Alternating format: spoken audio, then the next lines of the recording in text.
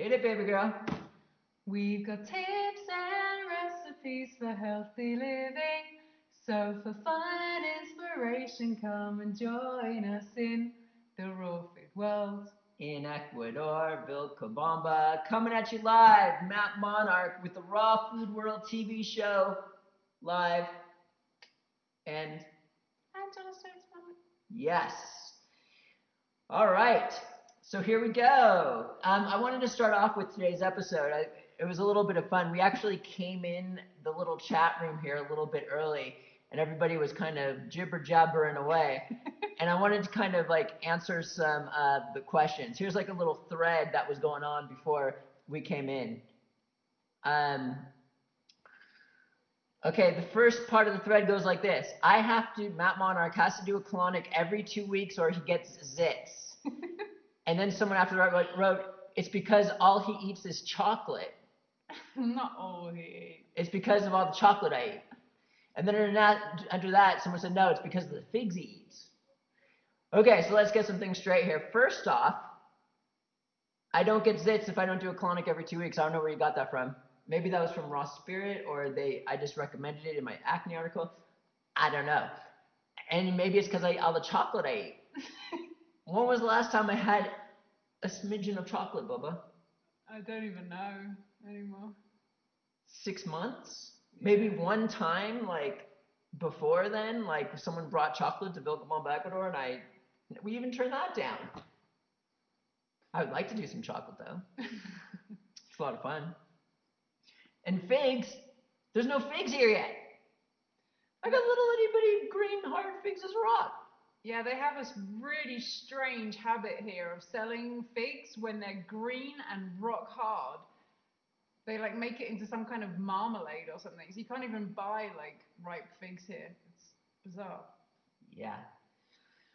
And you guys, I did an episode today.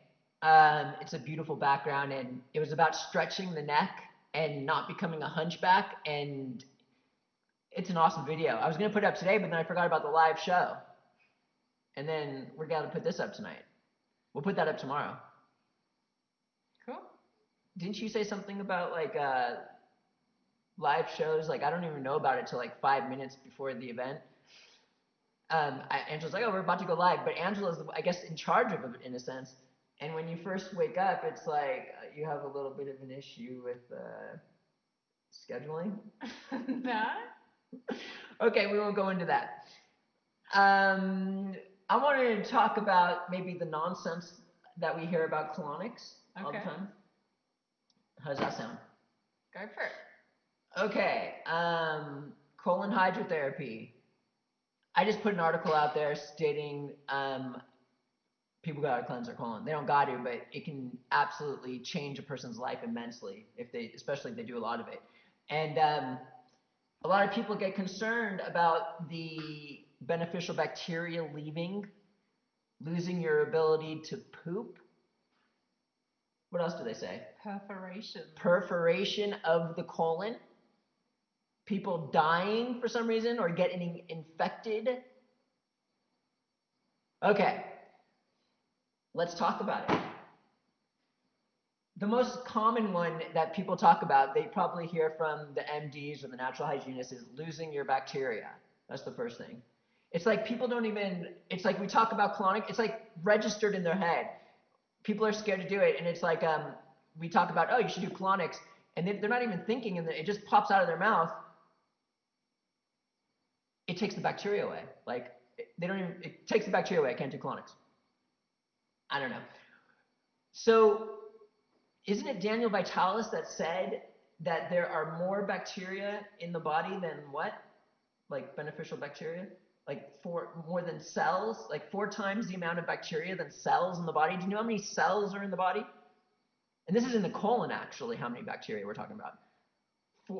100 billion trillion thousand bacteria. Let's say you clean your mouth and you kill all the bacteria with hydrogen peroxide. How long does that take to repopulate? Dr. Ann Wigmore, Dr. Norman Walker, both of them state in their books, who are into colon hydrotherapy and probably did the best out of all the raw food pioneers that I know of. They state that there are 2 types of bacteria One is the pathogenic kind, and then there's the, ooh, I'm the beneficial bacteria. And what happens is when the colon is all nasty with all this junk in there and there's all this gas and waste, these guys like yummy and these guys like and they lose the battle. And then we got these destroy, like they're all over the place in the colon. They're like winning the battle. But when you clean the environment out and get rid of all that waste, the good guys actually win the battle, and the bad guys like, I've got no waste to lead, and they're like, the good guys. Go ahead. I'm just reading the comments. Someone's asking if saltwater flushes are good enough. Uh-oh. They're all right. I mean, they're nothing compared to a colonic. Okay, losing your ability to poop. Dr. Norman Walker and Wigmore both state the opposite, and they say it strengthens your ability to poop. Colon therapists are the ultimate guides in testing to see how strong a person's colon is. When I go in there, they're like, I have never seen a colon as strong as yours. Like, it's like moving. It's like, I don't know, peristalsis. The water comes out like boom, boom, boom, boom. It's just a whole nother level. What was the other issue I was saying? Losing your ability to poop. Perforation. Perforation.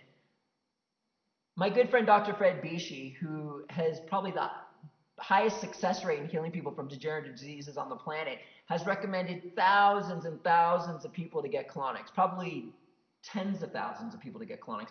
I personally have recommended thousands of people to get colonics. They report back to me, and never once out of all 100,000 people has one person perforated their colon or had any issue or contracted anything. It just doesn't happen.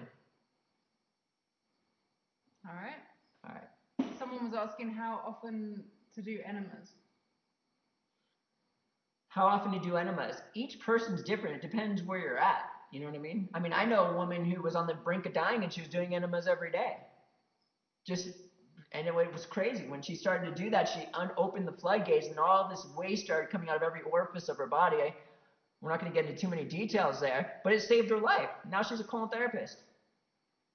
And Anne Wigmore used to apparently, well, I think they still do this in the Anne Wigmore centers. They get people to do enemas twice a day, at least, mornings and evenings, which is intense. You know, that's a lot of energy, it's a lot of work, it's a lot of clearing. And the people who are going to those kind of centers usually need that kind of level of clearing because of the place that they brought themselves to in terms of their health. So I believe that Anne Wigmore used to say, whenever you're feeling any kind of symptom of detox, whether it's like a headache or nausea or stomach ache or whatever it is, she would tell people to go and do an enema and it will help to relieve the pressure in the body.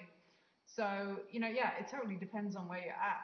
And if you're on a raw food diet, you're going into the lifelong fast here. You're cleansing and cleansing and cleansing. This just aids the process. Every health food institute out there now brings people in and helps them heal from disease. It's what they do. And what do they do? They throw everybody on a raw food diet and they give, if you go to any place, the Hippocrates Institute, let's say, what are they going to make you do? You're going to be doing a colonic 3 times a week, and you're going to be doing enemas 2 times a day, in the morning and in the evening. And then everybody leaves there feeling amazing, healing from disease. Da-ding! It's the #1 way to heal. It's like, what does it? Nothing heals the body more effectively than colon hydrotherapy with an improved, healthy diet. That's what it's all about.